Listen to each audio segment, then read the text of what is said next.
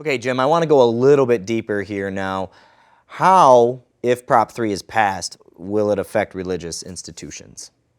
Well, that gives me some concern, because remember we talked about the one case that maybe we didn't talk about it.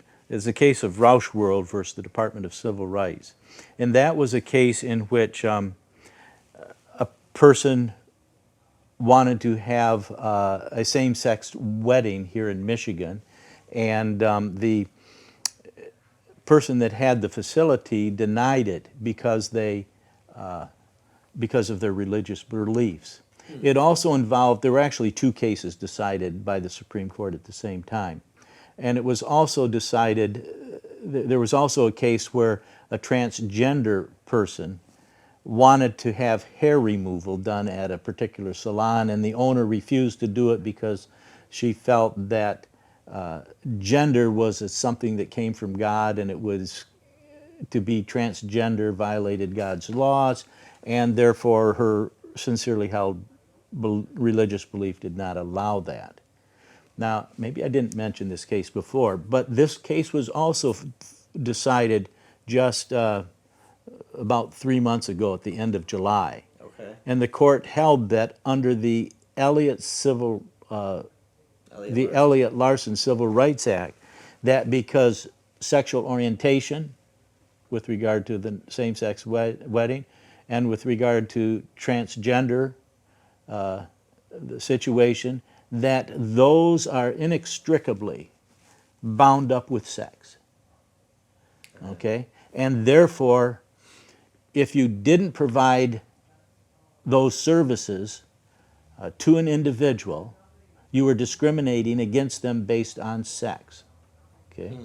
Now, it seems to me that pregnancy and the termination of pregnancy is also inextricably bound up with sex. Okay? I would agree with you, yes. So if that is true, I think this Supreme Court case, Rauschworld versus the Department of Civil Rights, that was decided just last July, would say, yeah, the Elliott Civil Rights, if you refuse to provide an abortion to somebody, you are denying them a service based upon sex.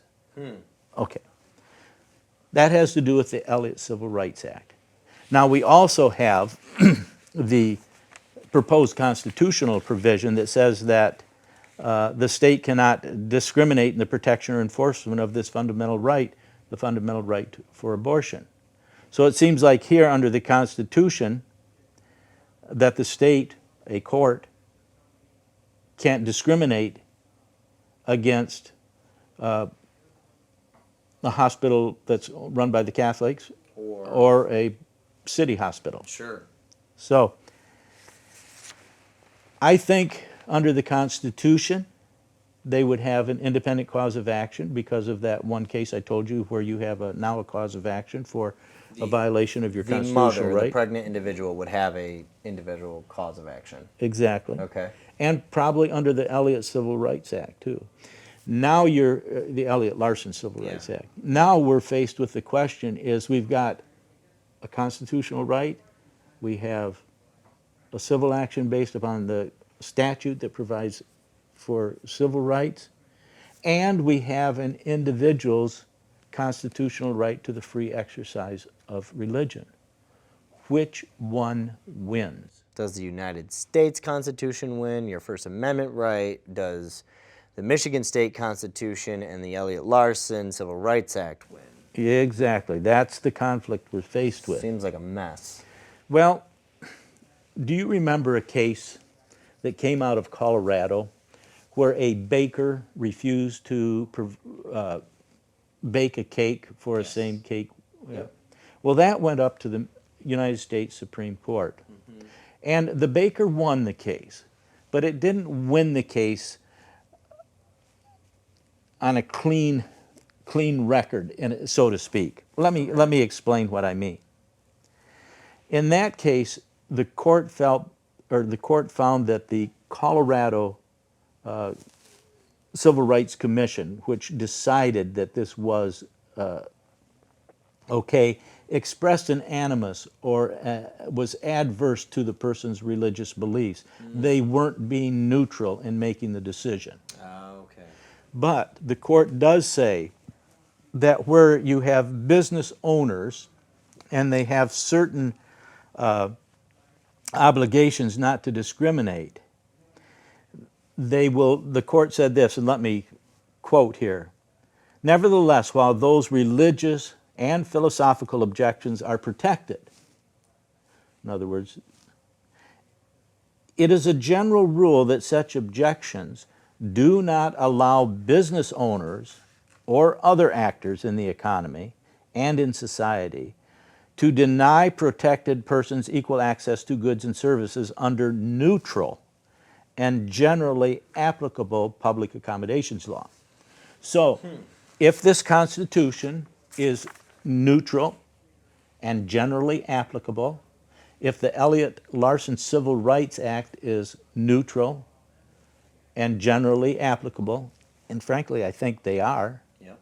I think the U.S. Supreme Court would say that, hey, you still have to provide them with those services if you're in business, and even if it goes against your religious beliefs. So I think that a good argument can be made that a Catholic hospital will have to provide abortion services if this passes.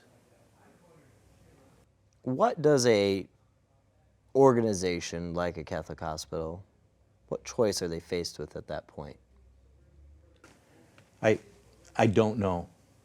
What do? Do you violate your religious beliefs and start performing abortions?